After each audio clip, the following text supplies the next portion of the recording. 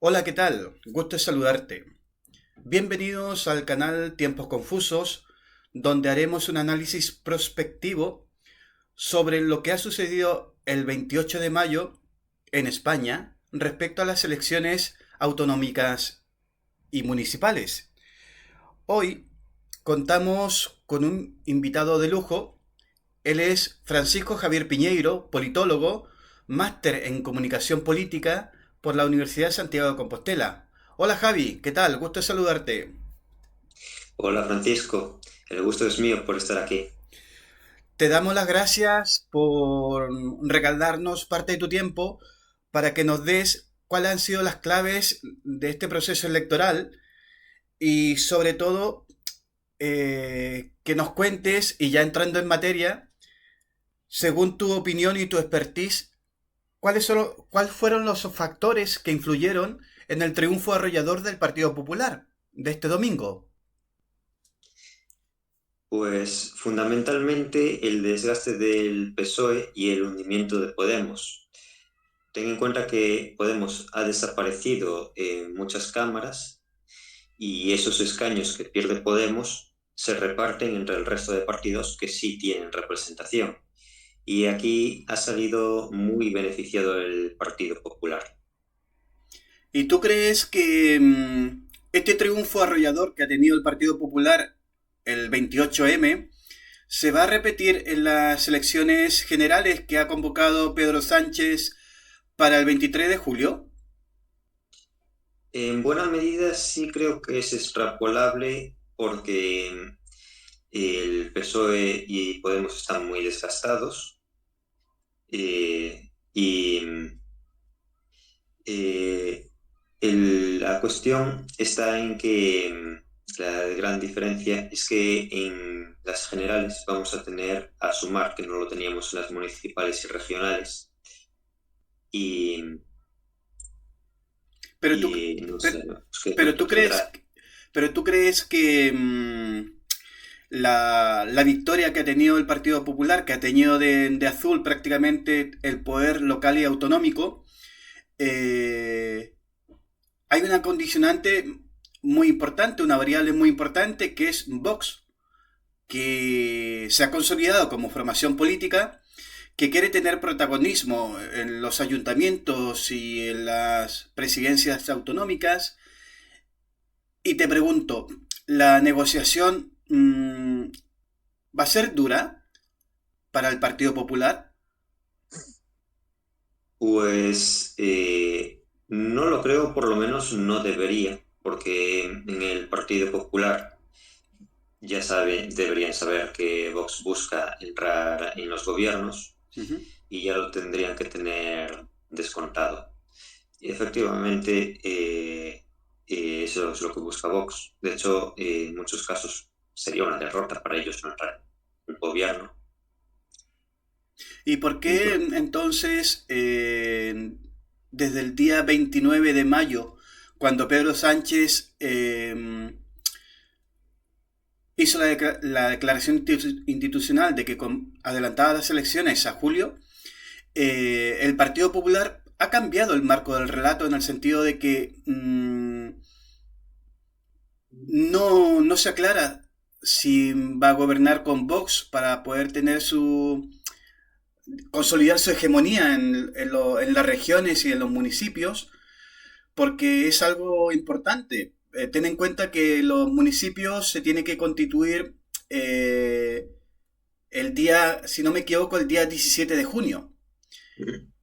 Y supongo que eso es un factor relevante de cara a las próximas elecciones generales. ¿Cómo lo ves tú? a ver, lo que le ocurre al PP es que eh, en buena medida descuentan que no son capaces de arañarle demasiados votos a Vox Uh -huh. y tratan de crecer por el centro izquierda. Y no quieren espantar a ese tipo de votante más moderado, más de centro. Vale.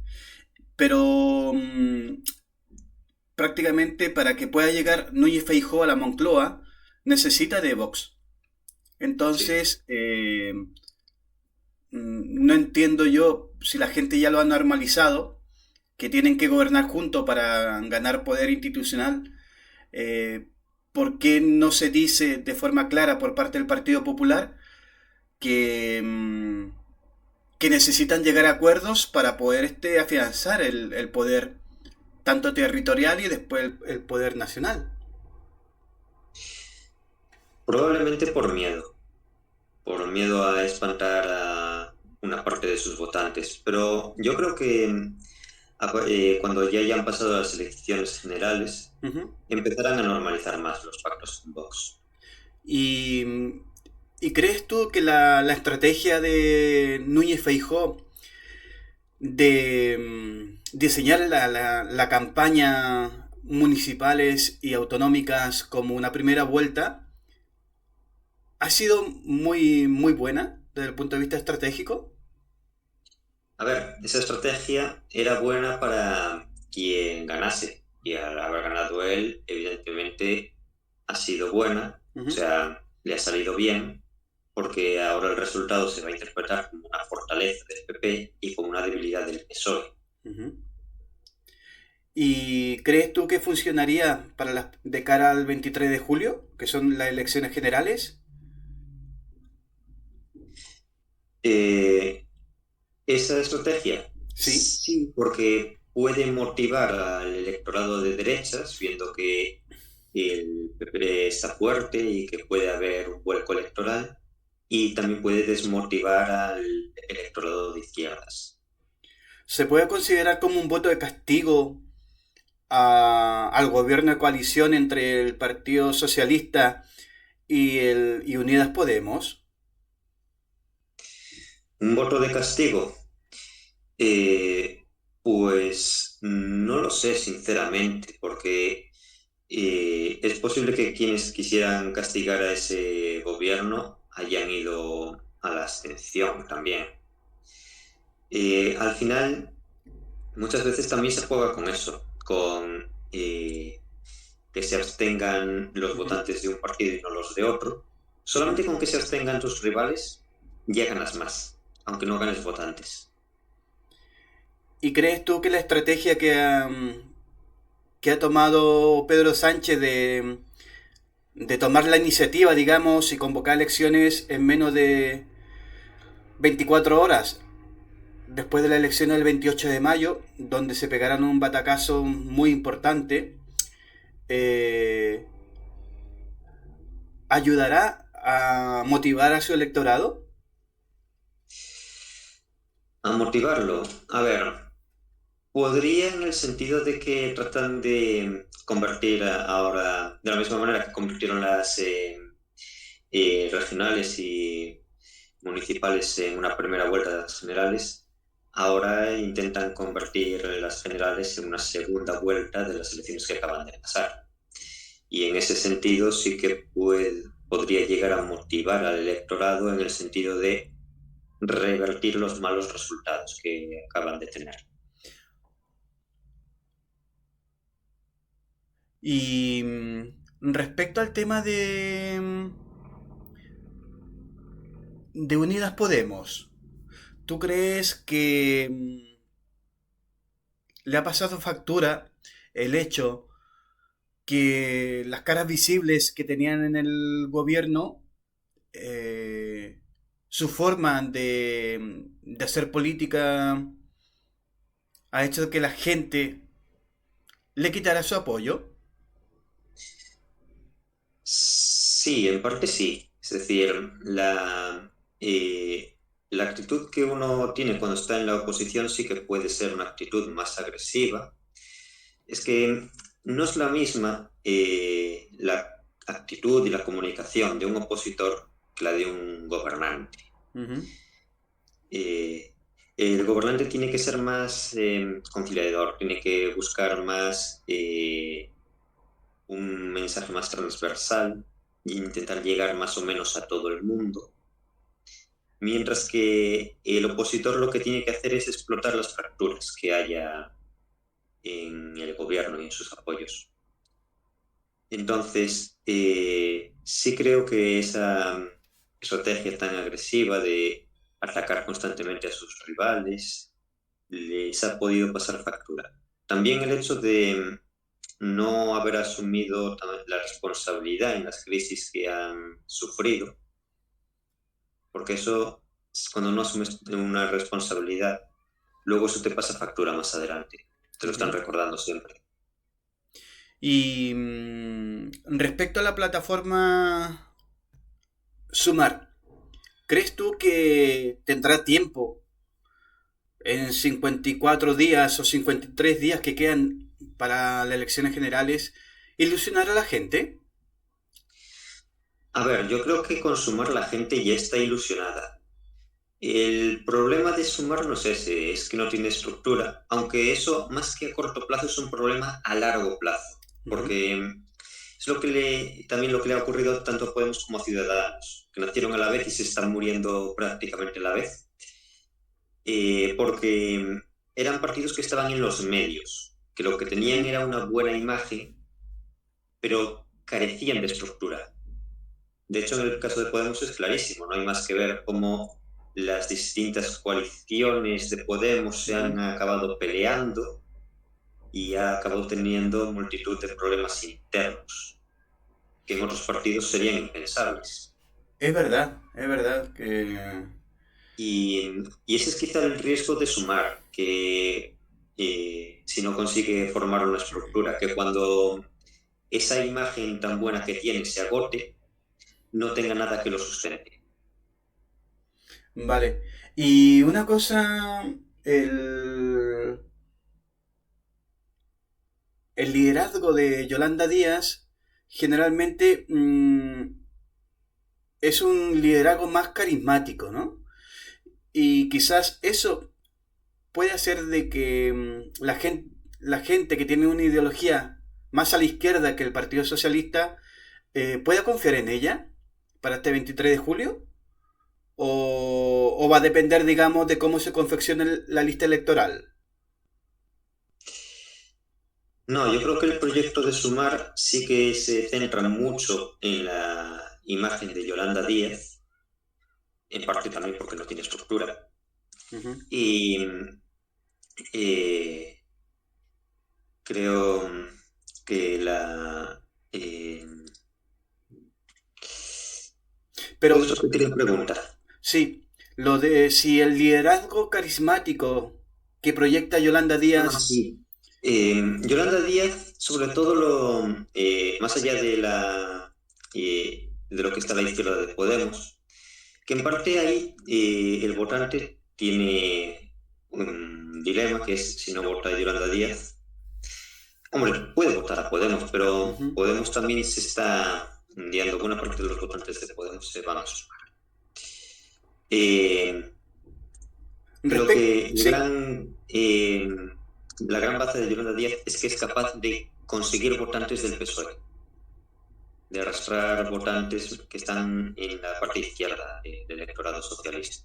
Y en respecto al hecho de que queda muy poco tiempo para poder ponerse de acuerdo y negociar entre las distintas formaciones que van dentro del movimiento Sumar, ¿crees que será muy bronca la negociación? Porque quizás todos van a querer tener su cuota de poder. Sí, pero también dependerá de la habilidad de Yolanda Díaz. El proyecto de Sumar y las coaliciones que ha ido haciendo, yo creo que eso ya lo debía tener pensado desde hace mucho, teniendo en cuenta que este proyecto lleva meses anunciándolo, Ujú. entonces seguramente ya lo tenga pensado, ya lo tenga planificado. Y sí, ella tiene prisa, pero sus socios también, porque tienen que formar listas todos para concurrir a las elecciones y apenas tienen tiempo. Entonces, ahí tiene por un lado una amenaza, pero por otro una oportunidad, porque que la otra parte de la negociación tenga prisa también es una oportunidad para ti. El hecho de que el presidente Pedro Sánchez haya convocado las elecciones para el 23 de julio ha pillado a todos los actores políticos por sorpresa. Esto puede condicionar las batallas internas que haya dentro de los distintos partidos para confeccionar las listas? En el caso de Sumar, sí, también puede condicionar la reacción de Podemos, que ha salido muy derrotado de las elecciones y que ahora apenas tiene capacidad de negociación con Sumar, y además de tener poca capacidad de negociación, también tiene poco tiempo para negociar, si es que quieren negociar algo. Y en respecto al tema de... Y espera, y Sí, luego, con respecto a las luchas internas en el PSOE, de hecho yo creo que es más o menos la idea de Pedro Sánchez, que no pudiera haber luchas internas en el PSOE y que no pudiera haber luchas internas en el gobierno entre PSOE y Podemos. va- Ah, vale. Y en respecto al tema de que también va a concurrir a las elecciones Macarena Olona, que se fue de Vox y ha creado un partido que se llama Caminando Juntos. ¿Tú crees que esto debería poner nervioso a Vox y también al Partido Popular? Que quizás no llegarán a tener una representación o no llegarán al corte mínimo que exija la ley, pero sin embargo el ruido que pueda generar puede distorsionar, digamos, la estrategia de campaña tanto del Partido Popular como de Vox. pues eso no lo sé. En principio, Macarena Olona, al no tener demasiado apoyo, no debería tener demasiado impacto en la campaña, pero eh, todo puede pasar. Y en cuanto, centrándonos ya en el tema del 23 de julio, ¿crees tú que la campaña, bueno, la pre-campaña y la campaña electoral va a estar enfocada básicamente en un tema de bloques, es decir, el bloque de la izquierda y el bloque de la derecha? ¿Crees que... Sí, creo que eso es bastante obvio porque todo el mundo sabe que o gobierna el PP con Vox o gobierna el PSOE haciendo coalición con Sumar, en este caso ya no con Podemos, sino con Sumar, y pactando también con una serie de partidos nacionalistas. ¿Y crees tú que la campaña y pre-campaña será muy polarizada? Es decir, se hablarán, digamos, se crearán, digamos, contextos de crispación y no se hablará tanto de lo que propone uno u otro partido o uno u otro candidato. Por parte del PSOE entiendo que sí, porque son los que están más nerviosos. También por parte de Podemos, si no se meten dentro de Sumar. En el caso del PP, Feijóo lo que suele vender más es gestión y en ese sentido Ujú. no creo que vaya a polarizar demasiado.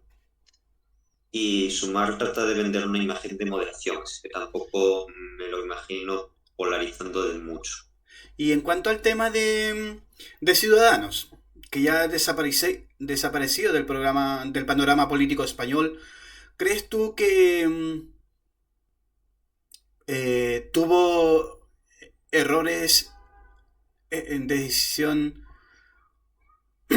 perdón, que Ciudadanos tomó decisiones estratégicas bastante erróneas que le han llevado al Sí, final a desaparecer? sí. De hecho, cuando se pegó el batacazo en 2019 es porque Ciudadanos era un partido bisagra. Buena parte de su electorado lo veía así. Ujú. Y cuando tuvo la oportunidad, no quiso pactar un gobierno con el PSOE. Entonces, si no le eres útil a tus votantes te castigan. Y luego lo que ha hecho ha sido ir dando bandazos en su dirección política. Y Ujú. entonces, lo que ocurre es que no tiene un discurso creíble.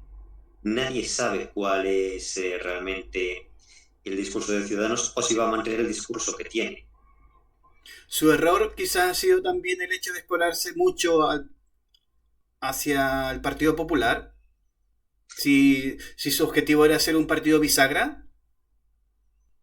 En parte sí, pero el hecho de que su discurso se haya ido hacia la derecha no tendría por qué ser un error si lo hubiese hecho de manera consistente y bien hecha, más gradual. ¿Y crees tú El que... problema Sí. es andar dando bandazos en función de lo que digan las encuestas de opinión o de lo que ellos consideran que necesitan contar, porque ahí es donde pierdes toda la credibilidad. Y en respecto a la decisión que han tomado de no presentarse a las elecciones del 23 de julio, ¿crees que es un error?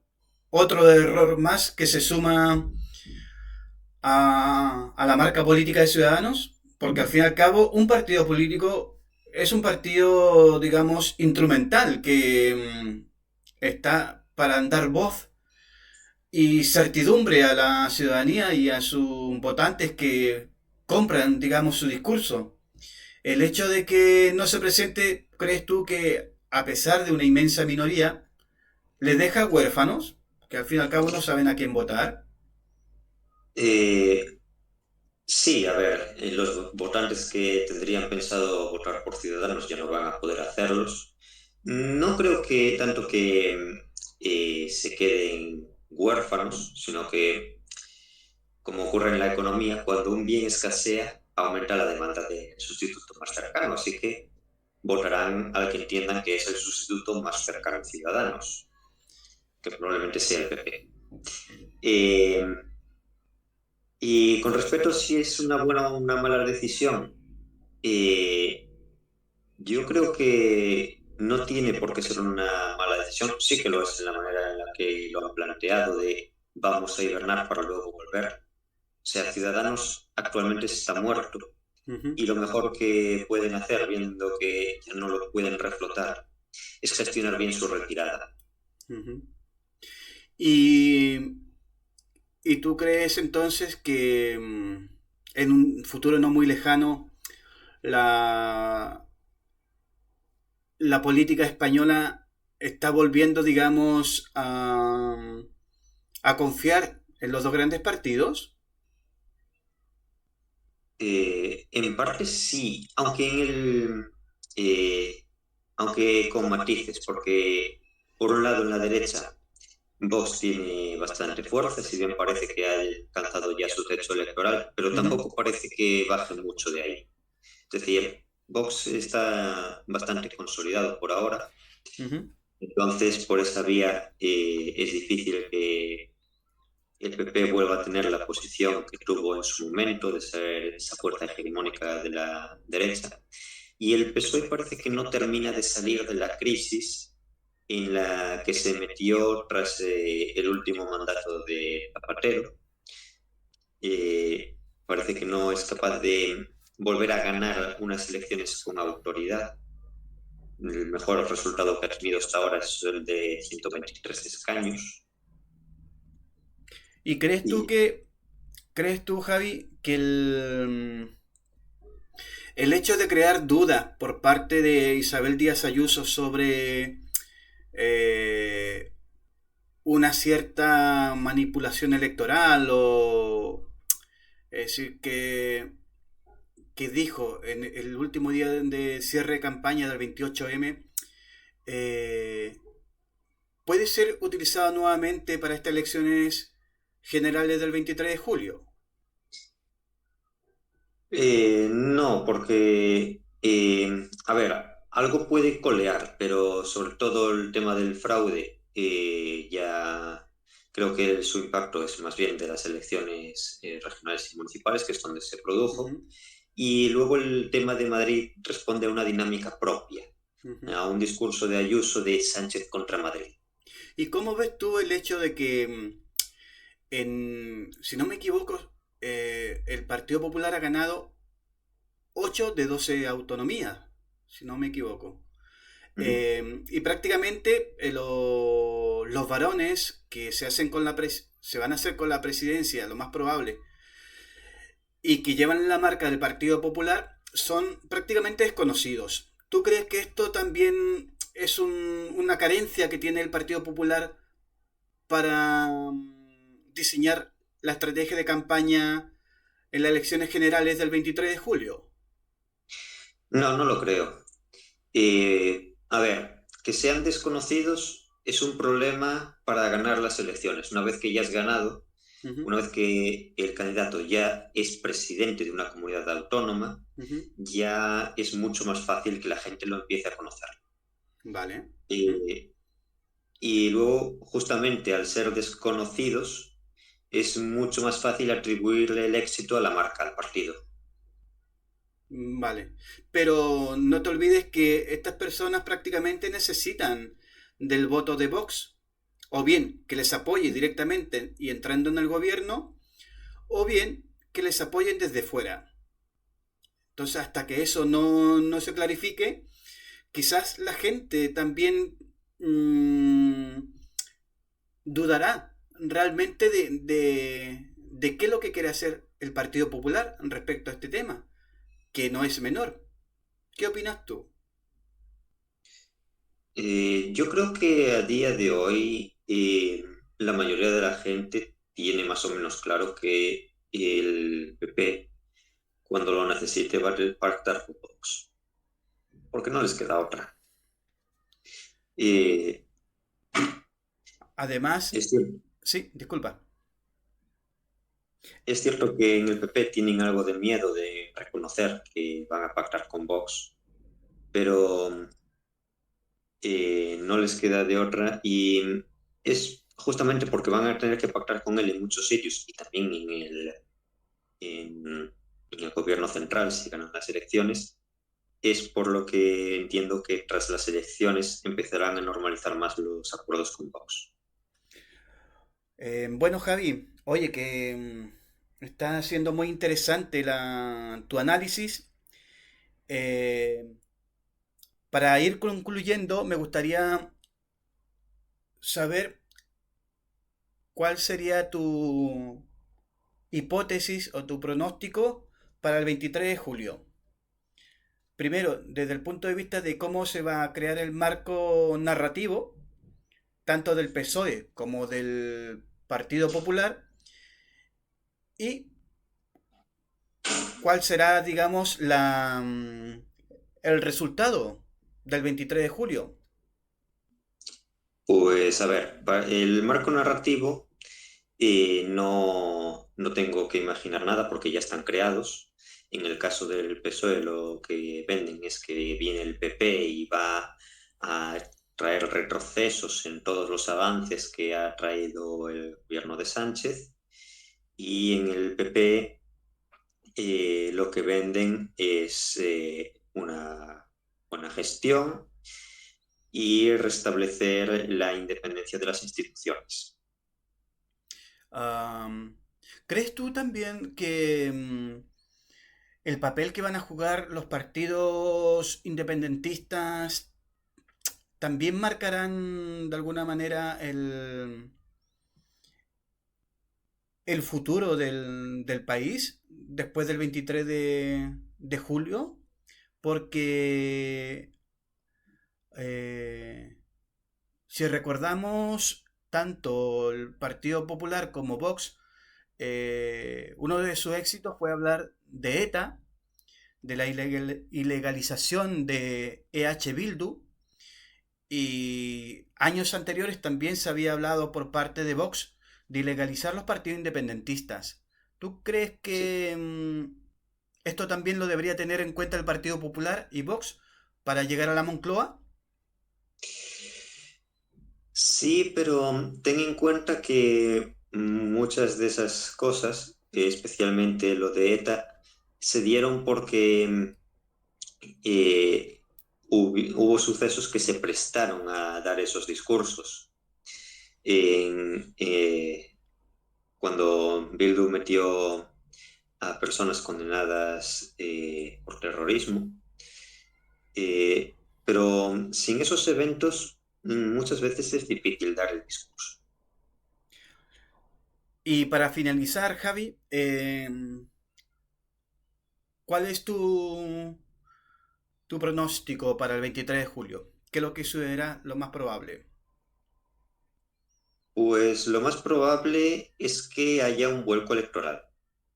Yo creo que el PSOE no creo que el PSOE esté pensando en ganar las elecciones, sino que lo más probable es que estén pensando en un control de daños, en perder lo menos posible. Ujú. Y en ese sentido, pues sí, yo creo que lo más probable es que a PP y a Vox les dé para gobernar. Pero bueno, todo puede pasar. Aún quedan 2 meses para las elecciones.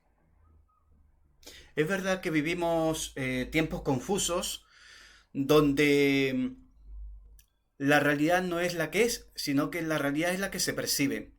Y en este caso ha quedado muy claro a través del análisis de nuestro invitado, Francisco Javier Piñeiro, politólogo, máster en comunicación política por la Universidad de Santiago de Compostela.